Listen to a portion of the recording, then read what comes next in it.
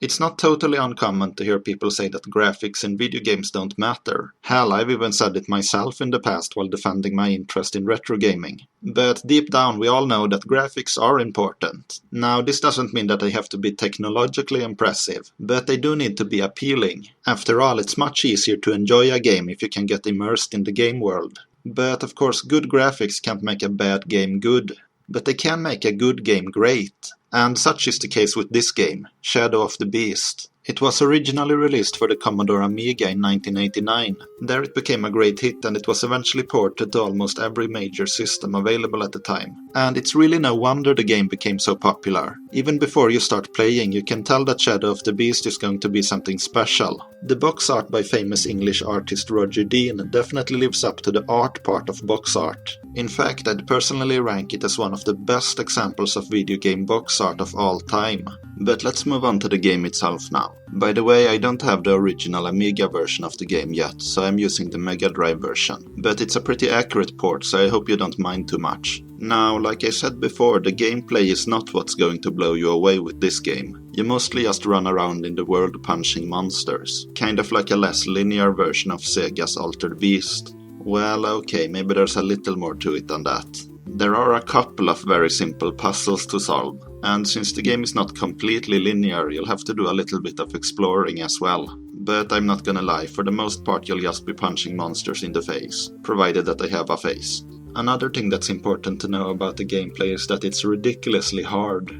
The enemies will often come at you really fast without warning, so even though you have a fairly big health bar, it can be drained really quickly. But the thing that really makes the game hard is that you only get one life and no continues, so if you die once, you start from the beginning. Now, the game is fairly short, but even so, that's ridiculously punishing, and quite honestly, I wouldn't blame you if that's enough to make you not want to play the game at all. Still though, the game is actually fun, and if the difficulty doesn't turn you off, there's plenty of other positives as well. For instance, the game actually has a pretty interesting backstory. The player character was actually a human child who was kidnapped by a bunch of dark mages, and then got brainwashed and turned into a beast. He was then forced to work as a slave warrior for the mages for 20 years, and he only got his memories back when he saw his human father being executed in front of him. So yeah, as far as story motivation goes, that's pretty good, but don't expect to see any of that in the game. You'd have to read the manual to know that part. But if I'm being really honest, neither the gameplay nor the plot is the real draw here. It's the presentation. You can probably tell already, but I absolutely love the way this game looks. But discarding my obvious bias, it's undeniable that these are amazing graphics for a 1989 home game. The backgrounds have a both beautiful and haunting surreal atmosphere with excellent use of parallax scrolling, and the character sprites have a similar creepy style to them. But the most impressive thing about the sprites is the sheer variety of them. In fact, even though the entire game can be beaten in about half an hour, it has over 100 different enemy sprites. And even though the sprites are not exactly heavily animated, it's really impressive when you consider that the entire game fits on two 3.5-inch floppy disks. But if there's one thing that's even more impressive than the graphics, it would have to be the music by famous video game composer David Whittaker. The soundtrack has this outer-worldly new age feel to it, and it somehow manages to be both beautiful and relaxing and creepy and oppressive at the same time. The original Amiga version even used real instrument samples, making the music even better. But even here with the comparatively simple Mega Drive sound chip, the music is still amazing. And while we're on the subject of the music, I feel there's another version of the game that needs to be mentioned, that being the TurboGrafx version. Now, this release mostly follows all the other versions of the game, but there are a couple of major differences. One of these changes is one that I'm not very happy about, and that is the background graphics. The backgrounds are significantly less detailed here, especially in the indoor areas where all you get is a generic stone wall. I'm not sure why they did this, but if I had to guess, it was most likely a limitation with the TurboGrafx hardware. On the plus side though, while the backgrounds do look worse, the character sprites actually look a bit better in this version. It's not an enormous difference by any means, but you will notice a bit more detail in some of the sprites. Another point in this version's favor is that it introduces this strange and novel concept known as extra lives. You do only get a couple of them, but it's still significantly better than trying to beat the entire game in just one try. But by far the biggest advantage this version of the game has is the soundtrack. This was a TurboGrafx CD game, and as such it could have CD quality music. And oh boy did I take advantage of that. The other versions of the game already had fantastic music, but this one even blows them out of the water. Just listen to this comparison and hear for yourself.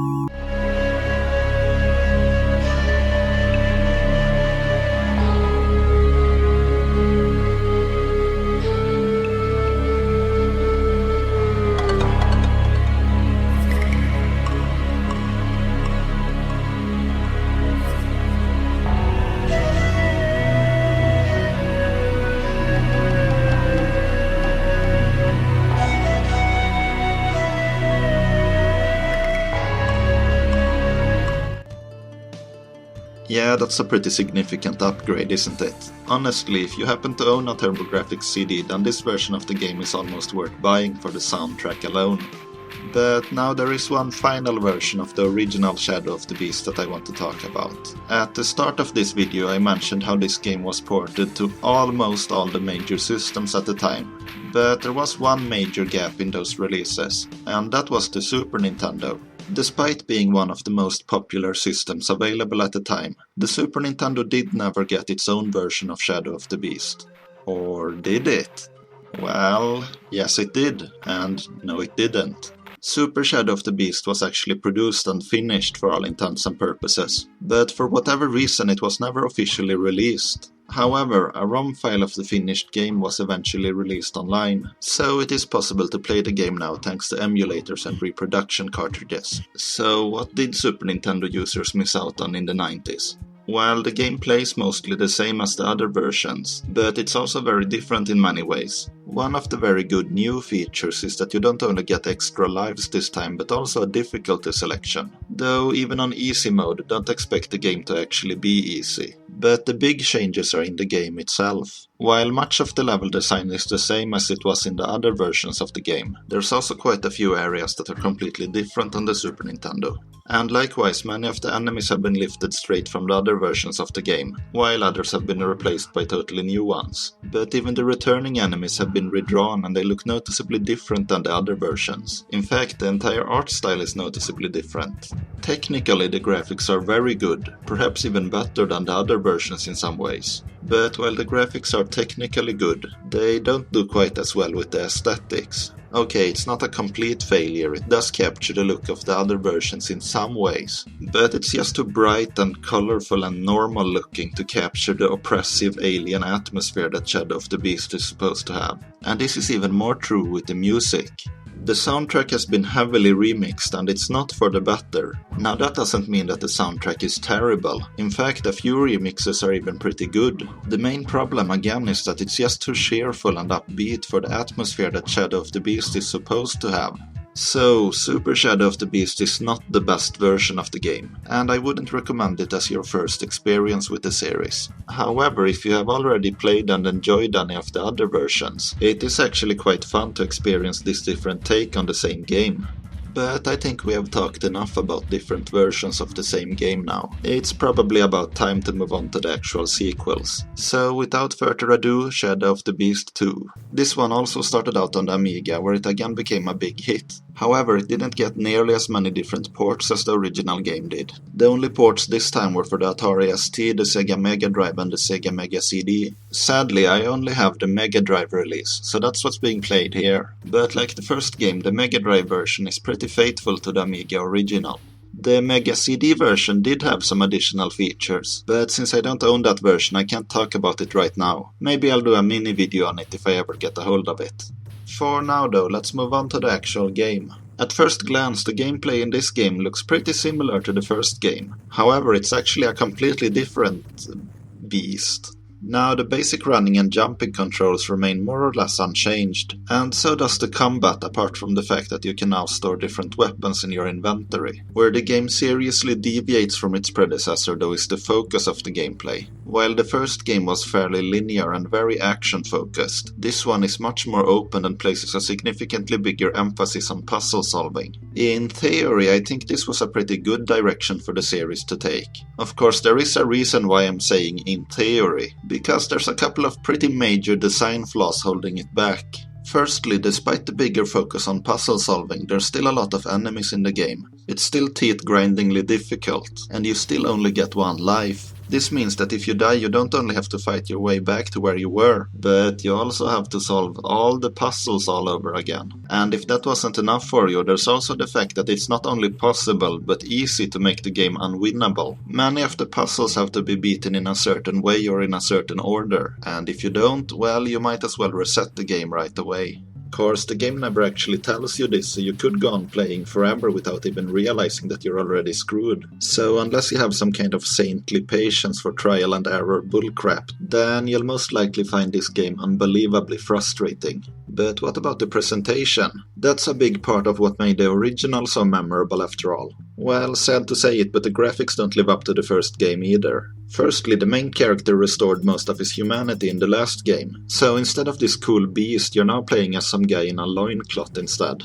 Not exactly an upgrade if you ask me, but hey, if that's what you're into, I'm not judging. The rest of the graphics are undeniably less interesting though. Sure, it's still really professionally made and it has some highlights here and there. On the whole though, it just lacks the creativity and variety that the original had. This Mega Drive version also loses some extra points for not having the awesome intro cinematic that every other version of the game had. Though I guess it kind of made up for that by having better controls than the computer versions. So the graphics were a bit of a disappointment. In the sound department, the game actually fares a bit better though. Instead of David Whittaker, the music this time was handled by Tim Wright, who is also a well-known and respected video game composer. And while I do prefer the soundtrack in the first game, Wright's music is still really excellent in its own right. The Mega CD version actually had its own unique soundtrack, as well as full voice acting. But again, I can't talk about that version until I own it. Strangely enough, the best example of both graphics and music from this game might actually be the Game Over screen. It's got this amazing artwork combined with a really excellent tune, which is good since you'll be seeing a lot of this screen if you actually want to get anywhere in this game. Shadow of the Beast 2 was the first game in the series I ever played, and I did actually play quite a bit of it when I was a kid. But even with the nostalgia goggles on, it's impossible to deny that this is a much worse game than the original. Mostly because of the hair-pullingly unfair difficulty, but also partly because it's just less interesting overall. The game still has some merits for its presentation, but if you actually want to play it, you might want a Game Genie and walkthrough at hand. And now we have the final game of the original Shadow of the Beast trilogy, Shadow of the Beast 3. Unlike the first two games, this one was only released for the Amiga. So sadly, no Mega Drive, no Super Nintendo and no Mega CD port this time. Hell, even the Amiga's closest rival, the Atari ST, didn't get it. So does that mean that this is a lower quality or lower budget game than the others? No, far from it. In fact, this might actually be the best game in the entire trilogy. This time you're looking for 4 magical items, which when combined will allow you to defeat Malatot, the final leader of the Beast Lord's cult. That means that instead of one big open world, you get 4 smaller levels this time, so 1 for each of the items. This might sound like a downgrade, but when you consider how confusing and annoying the open world got in the last game, I have to say that it was probably a good choice. The gameplay once again puts a bigger emphasis on puzzle solving, even more so than the second game. Of course, there's still enemies to fight, but the puzzle solving really takes central stage. This is another point where the smaller and more linear levels actually become an advantage. Since you don't have the open world, you don't risk messing up a puzzle, and then playing on without realizing that you've already made the game unwinnable. Speaking of that, the game is still pretty hard, both in terms of puzzle solving and combat, but it's not nearly as bad as the first two games. The puzzles, at least comparatively, doesn't rely as heavily on trial and error, and for the combat part you have a far more effective standard weapon. It also helps quite a lot that you start the game with 3 lives instead of the predecessor's singular life. The artistic presentation of the first game is also back full force this time. The backgrounds are as beautiful as ever, if not even more so. And while the anime variety isn't quite as vast as the original, what is here has had even more care and creativity put into it. I guess you could see it as a case of quality over quantity. The music is once again by Tim Wright, but this time it does a much better job of capturing the haunting atmosphere of the original game's soundtrack. Now, it doesn't reach quite the same peak as that game's music did, but then again few soundtracks do. It does however get admirably close. I am admittedly biased towards the original, but objectively it's hard to deny that Part 3 is the superior game. However, it doesn't really matter in the end which one is the best, because all three of them are worthy of their status as classics. Even Part 2, for all its flaws, has a lot of things to like, or at least respect about it. Part 3 would be the last game in the series for a very long time though. Soon after the game's release, the publisher Psygnosis along with all of its properties were bought up by Sony. For a while Psygnosis continued to publish some interesting games for the PlayStation, including the Destruction Derby games which were made by Shadow of the Beast's original creators Reflection. But after a few years and a name change to Sony Studio Liverpool, Psygnosis' creative freedom became, shall we say, a bit more limited. But of course you can't hold the rights to what used to be one of the most popular computer game franchises in the world forever without doing something with it. Which brings us to May 2016 when Shadow of the Beast finally returns to the spotlight. Well, okay, maybe not the spotlight, but at least they allowed it up on the scene again. I'll be honest here, the original announcement trailer didn't really sell me on this game. It did show a few signs of the original art style, but it also looked alarmingly like one of those brown and grey gritty reboots. Well, you know what, sometimes the best feeling in the world is to be completely wrong. It's not just a good game, it's one of the best reboots of a classic franchise I've ever seen. The game is not exactly story heavy, but what little plot is here very loosely follows the plot of the original trilogy. The game actually starts out while you're still under the control of the Beast Lords, and like the story of the first game, you only break free once you've seen your father die, this time by your own hands. What I really like about the story presentation is that it's almost completely shown through visuals. Even what little dialogue is there is presented in different fantasy languages, and it only gets subtitled in English once you've bought different translation tomes with in-game currency. This means that on your first playthrough the plot will most likely be completely based on visuals. And speaking of the visuals, that's one thing that my first impressions couldn't have been more wrong about. Now, to give myself some credit, like I said before, the original announcement trailer really was lacking that certain something that the Shadow of the Beast title deserves, especially when it came to the color. But for the full game, that's far from true. In fact, if I'm being completely honest, I think this might be the best looking game on the PS4. I mean, just look at how perfectly this captures the look of the original trilogy in 3D. And come on, when was the last time you saw color like this in a big budget M-rated action game? Come to think of it, when was the last time you saw any color that wasn't completely desaturated in one of those games? Anyway, what I'm trying to say is that the game looks good. Really, really, really good. But hey, the Shadow of the Beast games have always looked good. What about the gameplay? Well, that's actually surprisingly good too.